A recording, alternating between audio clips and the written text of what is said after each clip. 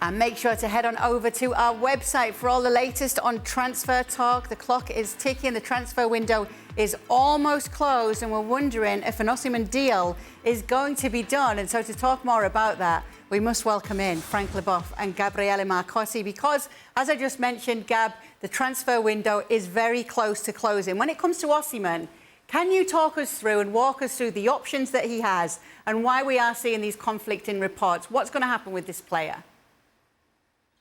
I don't know what's going to happen. I can walk you through the scenarios. Victor Osimhen signed a one-year extension to his deal in December. It gave him a very big pay rise. He's earning just over 10 million euros net a year, which works out, if you like it in pounds a week, works out at close to 300,000 pounds a week. So that is a lot of money, even by Premier League standards. And he got a release clause inserted in his contract in exchange for extending his contract through 2026. Napoli thought they were protecting themselves.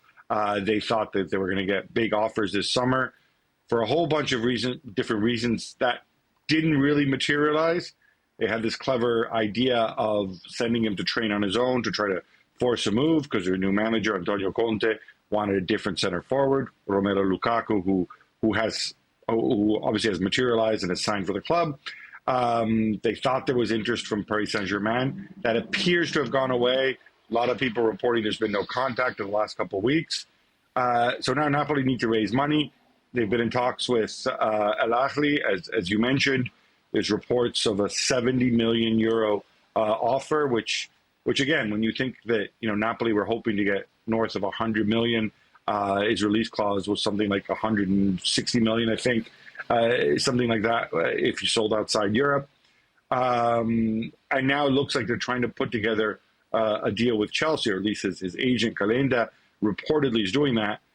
The really difficult thing from Chelsea's perspective is that, he's not going to want to take a pay cut. He just signed a new contract. And 300,000 pounds a week, that's off the scale for Chelsea right now, if we are to believe their business model about paying high fees, younger players. They're pushing Raheem Sterling and Ben Chilwell out the door. Now, if you can find homes for Sterling and Chilwell, then you save a lot of money on wages, you get some feedback. Maybe you can somehow make this happen. There's talk of a loan and obligation to buy and whatever else. But they're certainly leaving it very late. What Osimhen has said is he said that he wants to remain in Europe. I think the likeliest scenario is that he's not going to accept Al Ahly until after the window closes, if he really sees he has no other option. Because obviously, 2 years would be a long time to not play football at club level. On the other hand, if he does decide to stick it out, there is a window coming up in January. There's 3 international windows, obviously, where he would play with Nigeria. Could he call Napoli's bluff and say, all right, let's go and talk about this come January? Because Napoli do need to get him off their books. How would you feel, Frank, if he was to take that big money offer that's reported with Al Ahly? Well, I would be concerned if I was Victor Osimhen, because signing a new contract for another year was a very good idea at the time. But at the end of the day, it's complicated, and you feel the pressure because you don't want to stay in Napoli. You feel that nobody is really interested about you. Well, they are, but they play hide and seek because they want to lower the transfer fee. Going to Saudi Arabia, you're too young for that. So, yeah, I think the next 24 hours will be intense for him. And, well, I don't know what's going to happen in his head, but I will be very concerned about my future because Victor Osimhen needs to play football. I understand what Gab was saying, about waiting until January. Yeah, you can play international games, but it's like, what, 6 games in 6 months? Or 4 months, it's not enough. And you are a football player, you want to play football, yeah, you can play a game, but it's tricky. In his head must be complicated right now. It must be, because this has been the name, Craig, that we were seeing linked with so many clubs that it felt like everybody wanted this player. And now this is what we're looking at right now, that he doesn't even know what's going to happen until the window closes. I mean, I don't know what I can say on this that I didn't say 24 hours ago. We talked about Victor Osimhen, so the situation's not changed. I'll be disappointed, and as I said yesterday, I would be disappointed if he had to go to Saudi Arabia because it's just a backwater. Get lots of money, I know that, but you're completely out of the spotlight, and he's a player who he's been very much in the spotlight in the last 24 months, not so much in the last sort of 12 months or so for better footballing reasons, but certainly the season before. And it would be disappointing to see him take that move, but at the moment his avenues seem limited. Grab, seeing as though you mentioned Raheem Sterling, what's the situation there? Because we're seeing him linked with Arsenal now. Yeah, I think I don't see why Arsenal need another winger at this stage. I mean, maybe with Eddie Nketiah gone, you would think that a reserve centre forward might be more of a priority. But I think the thinking is, look, Sterling's going to have to take a pay cut, right, wherever he goes. Nobody's going to give him that money. The man is from London.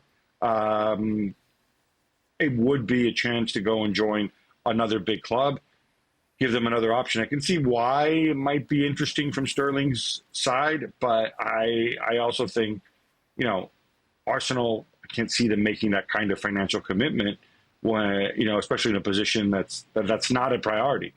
And so again, Sterling, Chilwell, Osimhen, all of these players are in this bizarre situation because, let's face it, market conditions have changed, and it's not their fault. It's not that they want to leave. It's not that they're creating this. If they're creating a situation for themselves, they're somehow victims of circumstances. And yeah, I think several of these guys are going to have to take pay cuts. Where are we getting this stuff? There's no possible way Arsenal want Raheem Sterling. I mean, come on. Listen, if he goes if you're desperate to offload a player, maybe you start making a few more allowances as to where you might let them go next. What do you mean? Like, now we're seeing names that I feel that we wouldn't usually see. You don't usually see, like, Premier League rivals. I think if he was offering, Chelsea were off, I think if Raheem Sterling was putting his hands up and saying, I'll come and play for you for 10 grand a week, I don't think Arsenal would. I'd be shocked if Arsenal were even interested.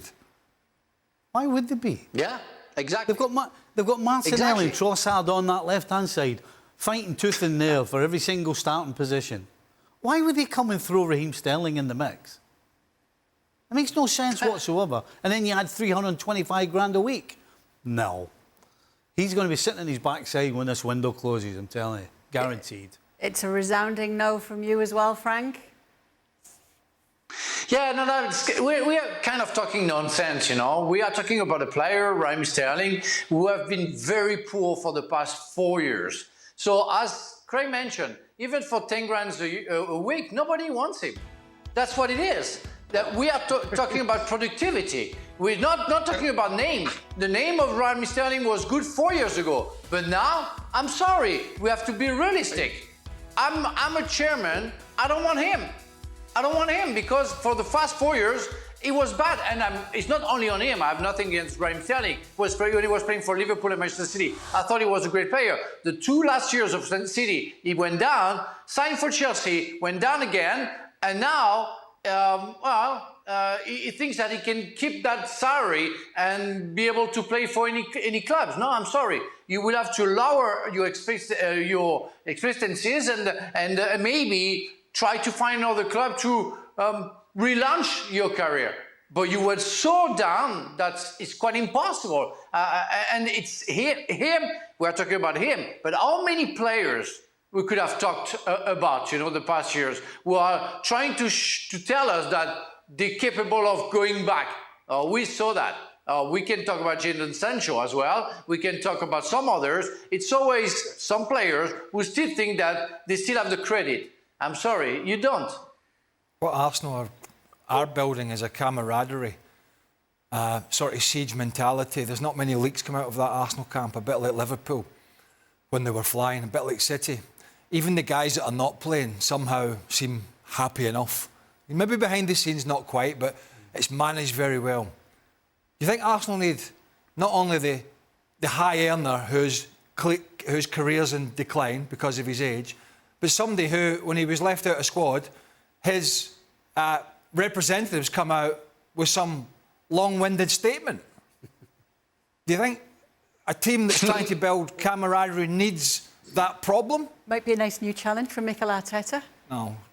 That's just. I don't know where we've got this. I don't know where this has come from, but to me, it's utter nonsense. I think with the rest of the guys, I stand corrected. If he turns up wearing a red shirt with the Gunners on it, we'll all have to eat humble pie. But I don't think we're going to have a problem in that up front. Gab, you've been laughing along at the chat here with the guys. No, I take your point. I don't think Sterling's been that bad. His numbers flashed up on the screen. 2 years ago, 17 goals, was it 8 assists for a winger, and even last season I think he hit double figures. These aren't terrible numbers for a winger on a team that's not particularly good, the way Chelsea were last year. But I think the main thing is he feels, well, hang on a minute. I did the preseason. You didn't tell me, apparently, that's his version of events. You didn't tell me I was not part of your plans. You didn't tell me I was on the market. And then all of a sudden, first game of the season, oh, look, I'm not in the squad. And it's not like his people released a statement because he wasn't in the squad. It's because he was told he's not in the squad for technical reasons. And then the next day, as we later found out, oh, no, you're not in the squad because you're not part of our plans. We're going to sell you. So I do have a bit of sympathy for him there. Now, obviously, he's got $39 million over the next 3 years reasons, to cheer himself up. But it's not just about money. I think when you get older, you get on the brink of being 30. It is a tough spot to be in, and it's tough for Chelsea too. Chelsea can't give him away because then they take another loss on the amortization. Chelsea are already in a terrible situation financially. They can't just eat the Sterling contract and give him away, nor can they really give Chilwell away.